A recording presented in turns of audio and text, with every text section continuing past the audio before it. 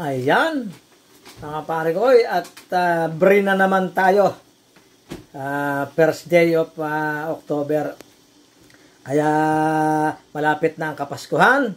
Nag-try tayong magluto ng puto bongbong. Yan, ito. At ating sinasalang na ang puto bongbong. Yan ang, hindi ko pa natikman yan sa Pilipinas eh. Hindi ako nainggan yung bumili. Kahit nakikita kong gano'n, pagkapapasko na nga, nandyan yung puto bongbong. Eh di ating aalamin kung ano magiging resulta ng ating puto bongbong dito sa Montreal. Ayan, abangan nyo ha. Tingnan natin maya-maya pag naluto na.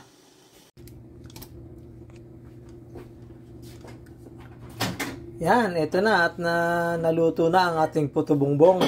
Yan, atin ang susubukan kung anong lasa nitong puto bongbong natin. Ayun na, walang original na lutuan ng puto bongbong eh. Kaya't nag-invento na lang tayo. Ayan na. At ating lalagyan na ng toppings.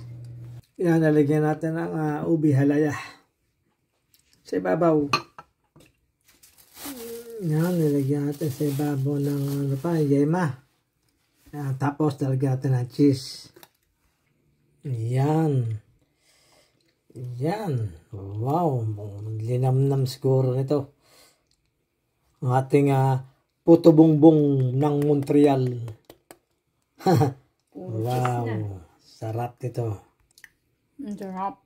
Ayan. At ating titimusan na. Yan. Yan o. Wow. Ang ating puto bongbong.